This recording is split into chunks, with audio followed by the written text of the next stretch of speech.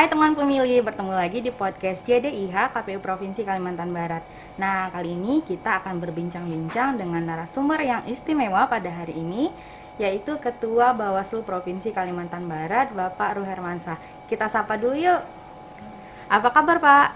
Alhamdulillah baik. Sehat selalu ya Pak ya, apalagi Alhamdulillah dalam masa baik. pandemi seperti ini harus jaga kesehatan terus ya Pak ya. Iya. Nah, kita kan mau bincang-bincang nih Pak dengan teman pemilih. Kalau untuk memperkenalkan apa sih tugas Bawaslu dalam pelaksanaan pemilihan atau pemilu, Pak? Silakan. Ya. eh, Tugas Bawaslu sebagaimana dimandatkan di dalam undang-undang yang utamanya adalah melakukan pengawasan. Pengawasan apa? Tentu pengawasan penyelenggaraan pemilihan umum maupun pemilihan kepala daerah. Ya. Nah, dalam upaya melakukan pengawasan, ya tentu ada beberapa strategi ya yang dilaksanakan, ya, yaitu strategi dengan yang dilakukan upaya sendiri oleh Bawaslu dan jajarannya maupun dengan melibatkan masyarakat yang kami sebut namanya pengawasan partisipatif, ya. Nah, ini bentuknya luas dan bermacam-macam. Bisa dengan namanya ada relawan pengawas pemilu, ya, ada namanya masyarakat membentuk komunitas pengawasan pemilu, ya. Ada masyarakat yang melakukan deklarasi, ya, kampung pengawasan yang bebas politik uang dan politisasi sara, ya, serta juga melakukan kerjasama dengan pemantau pemilu dan stakeholder lainnya. Nah, di dalam melakukan pengawasan tentu ada juga namanya upaya pencegahan, ya. Pencegahan ini adalah dalam kerangka sebelum orang bertindak, tentu kita sudah menyampaikan gerakan atau upaya-upaya pencegahan. Nah, Bawaslu juga dilengkapi namanya wewenang di dalam melakukan suatu penindakan pelanggaran pemilihan, baik itu yang dilakukan oleh peserta pemilu maupun subjek-subjek yang dilarang untuk melakukan perbuatan pelanggaran pada masa pemilu atau pemilihan. Yang selanjutnya adalah dalam memutus, ya, dalam perkara pelanggaran administrasi pemilu maupun sengketa proses. Nah, inilah tugas dari pengawas pemilu beserta jajarannya, mulai dari tingkat pusat yaitu Bawaslu, tingkat provinsi namanya Bawaslu Provinsi, tingkat Bawaslu Kabupaten namanya Bawaslu Kabupaten Kota, tingkat kecamatan namanya Panwaslu Kecamatan dan ini sifatnya ad hoc, ya. Tingkat desa namanya pengawas pemilu desa atau kelurahan, dan apabila nanti sampai tingkat TPS pada saat pelaksanaan pemungutan dan penghitungan suara. Demikian. Nah, Pak, kira-kira dari hasil evaluasi Bawaslu terkait penyelenggaraan pemilihan dan pemilu sebelumnya ini apa sih, Pak, hasil pengawasannya? Ya, kebetulan ya pada masa pilkada serentak tahun 2020 itu kan masa masih adanya pandemi, ya, pandemi COVID. Nah, ini evaluasi kami ya tentu adalah untuk memperkuat dari aspek hulunya itu mulai dari aspek regulasi dan penyiapan SDM pengawasan. Nah, itu untuk memperkuat juga regulasi terkait dengan regulasi yang mendukung untuk upaya-upaya pada masa pandemi. Nah, tentu yang selanjutnya adalah strategi pengawasan, ya. strategi pengawasan, apalagi sekarang ini sudah zaman digitalisasi, maka memang Bawaslu untuk memperkuat ya pengawasan berbasis teknologi ya. Nah, saya pernah mikir itu juga diantaranya pengawasan itu dengan menggunakan satelit. Nah, bisa nggak ya? Ya nama juga ini gagasan ya. Nah, kita satelit itu nanti yang bisa langsung eh, memetakan di suatu wilayah ya gitu ya.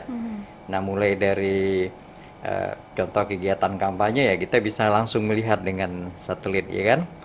Nah, yang selanjutnya proses juga yang mesti adalah eh, profesionalitas ya penyelenggara pemilu, kami khususnya di tingkat desa maupun di tingkat pengawas TPS terkait dengan pengawasan, karena ini berhadapan dengan pemungutan dan penghitungan suara maupun proses rekapitulasi ya. Karena di sini nih kalau kita lengah dari sini memang menjadi suatu sumber masalah juga ya. Makanya untuk itu profesionalitas dan integritas mesti dibangun ya di semua jajaran, khususnya mulai dari tingkat pengawas TPS. Nah, dan tentu untuk menghadapi pemilu tahun 2024 yang nanti juga berbarengan dengan pilkada serentak ya 2024, maka diantaranya yang perlu diupayakan ya kita akan pingin pengawas pemilu itu yang sehat ya, yang sehat. Mulai dari awal sudah ada pengecekan, karena nanti tugasnya lumayan berat ya, karena berbarengan lagi belum selesai ini kita nanti masuk tahapan, nanti ada beririsan yang tahapan pemilu sama tahapan pilkadanya. Nah, yang lanjutnya tadi makin memperkuat mekanisme sistem ya, apalagi kita masih belum bisa 100% ya bahwa pandemi akan berakhir. Ya bisa saja masih berlanjut, tapi kita berharap mudah-mudahan cepat selesai, cepat berakhir gitu Pak. Berakhir pandeminya ya. Namun demikian ya karena sesuai dengan era sekarang, era arus informasi dan digitalisasi ya, tentu kita mempersiapkan juga pengawasan berbasis teknologi seperti itu. Nah, terkait penyelenggaraan pemilu dan pemilihan yang sudah lalu nih Pak, tentu saja pasti ada kendala-kendala yang ditemui petugas-petugas dari Bawaslu dalam menjalankan fungsi pengawasan. Bisa nggak Bapak ceritakan dengan teman pemilih apa saja sih Pak jenis-jenis kendalanya yang ditemukan? Ya, di antara kendala yang pada saat melakukan pengawasan itu karena ini rentang kendalinya jauh ya, dan juga wilayah kita ini daerah pegunungan maupun perairan, itu adalah penyampaian laporan hasil pengawasan, yaitu apa? Jaringan internet. Nah, itu beberapa di antara kendala. Namun tentu itu kita harapkan kita ya jadikan itu cambuk juga ya, motivasi bagaimana akhirnya kita harus menyampaikan. Nah, maka diantaranya yang kami lakukan strateginya adalah dalam menyiapkan dalam bentuk format file dulu, soft filenya ya. Nah, soft file itu nanti dikirim ke tingkat kecamatan, desa apabila ada jaringan baru dikirimkan. Nah, apabila masih belum maka dikirim ke tingkat kecamatan yang sudah ada yang jaringan terjangkau. Nah, problem yang lainnya tentu apabila ada penanganan pelanggaran untuk segera diselesaikan, ini memang menjadi lambat ya, karena komunikasi itu ada hambatan ya. belum lagi transportasi ya di daerah eh, tertentu itu memang tantangannya berat ya, hanya bisa dilalui oleh jalan kaki ini contohnya ya. Nah, ini beberapa tantangan dan problem. Yang selanjutnya tentu adalah juga pendidikan masyarakat ya, pendidikan politik. Kita bersyukur semakin hari masyarakat semakin memahami, semakin berkembang karena menurut teori itu ada siklus ya, yang ada beberapa elemen atau yang memperkuat penyelenggaraan pemilihan umum atau pilkada yang berkualitas dan berintegritas. Nah, tentu berkualitas di sini aspek demokratisnya masuk ya,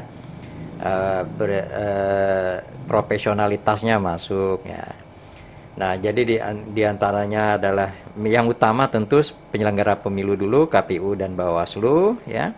Yang selanjutnya peserta pemilu baik calon maupun partai politik.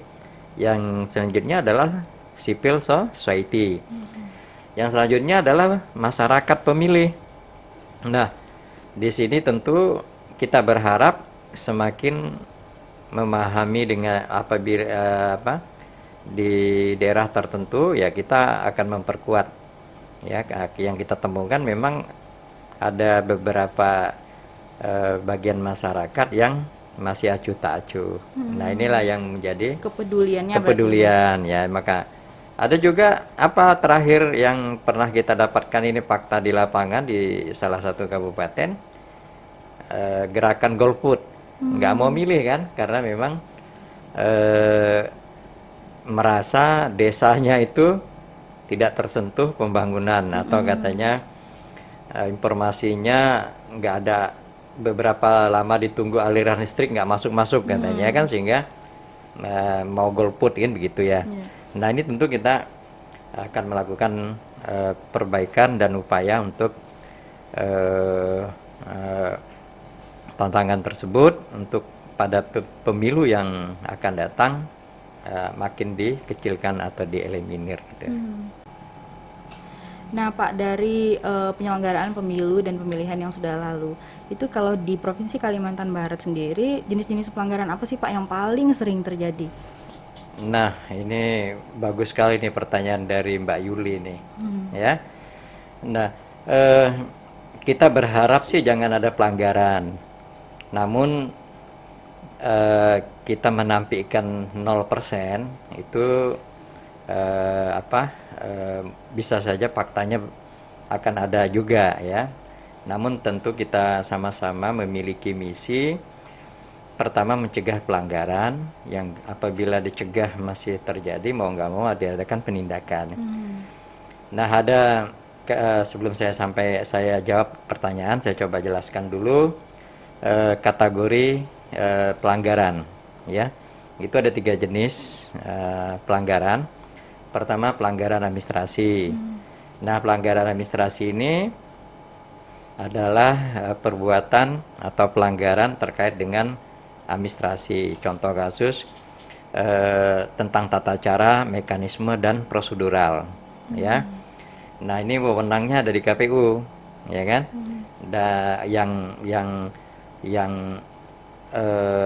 Untuk menindaklanjuti terkait dengan dugaan apabila terjadi pelanggaran administrasi ya.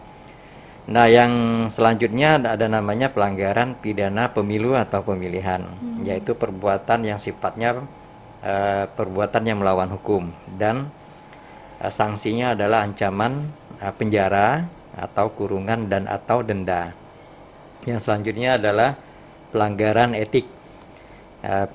Etik ini adalah yang hanya bisa dilekatkan kepada penyelenggara pemilu, baik KPU maupun Bawaslu. Berupa apa ini pelanggarannya? Adalah perbuatan etika ya,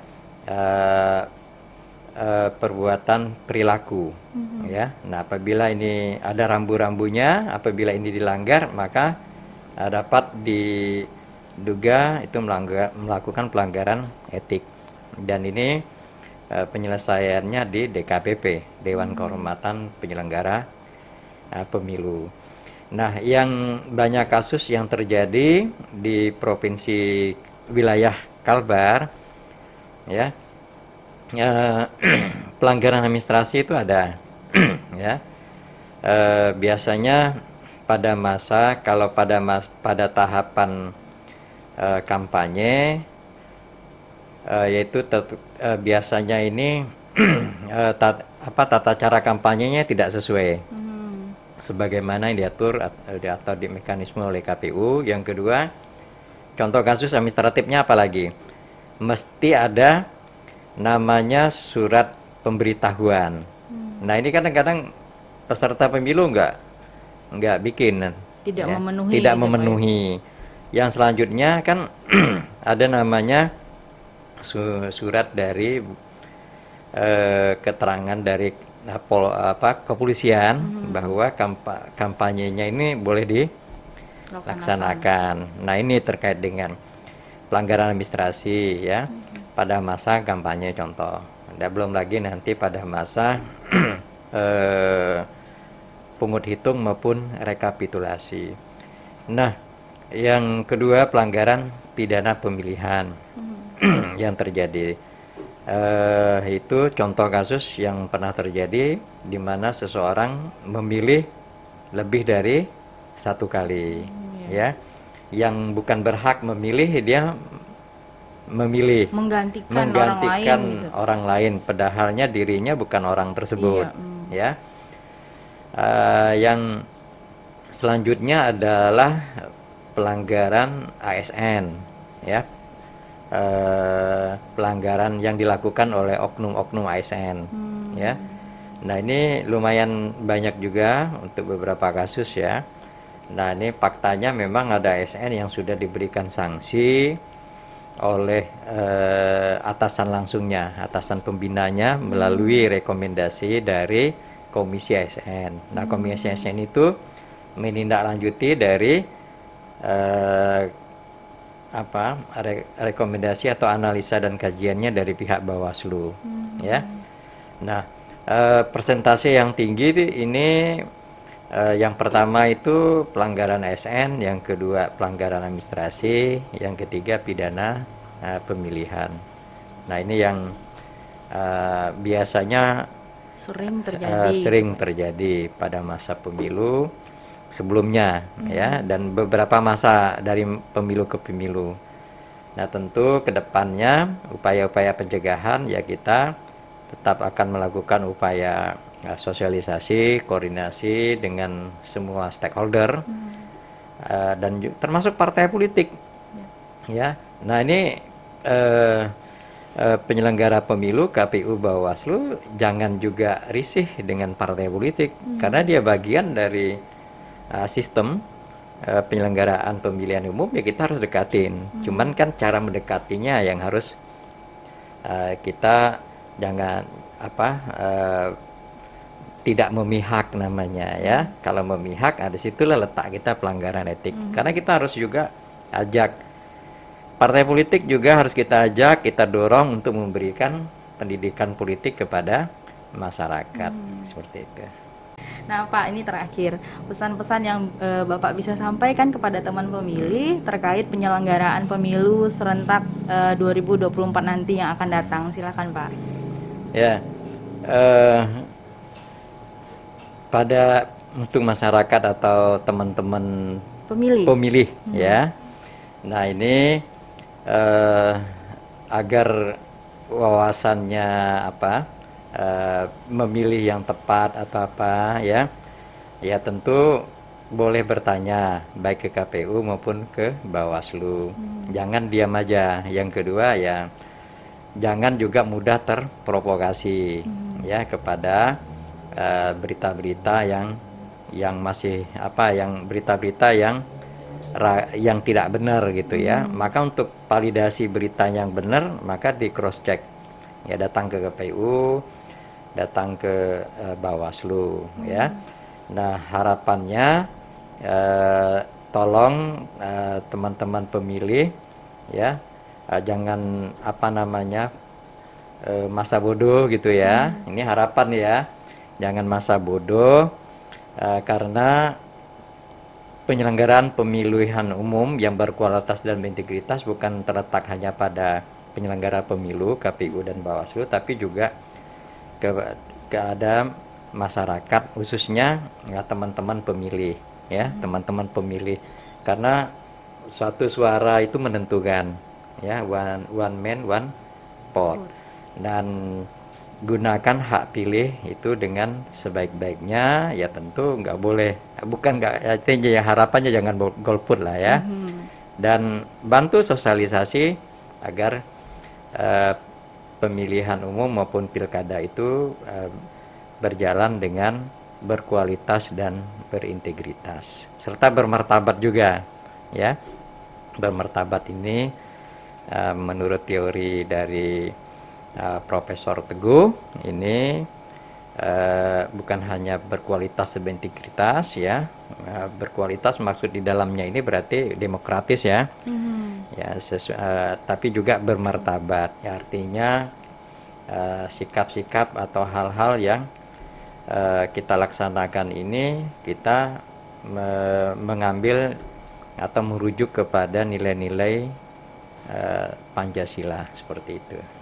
Wah, terima kasih sekali Pak atas kesempatan yang sudah Sama-sama, diberikan. Mbak Yuli. Ya, banyak sekali informasi yang teman pemilih dapatkan, terutama bagaimana sih Bawaslu mengawasi jalannya penyelenggaraan pemilu ataupun pemilihan. Nah, teman pemilih, sampai di sini dulu bincang-bincang kita pada kesempatan kali ini. Jangan lupa jaga kesehatan dan jangan lupa like, subscribe, dan share. Dah.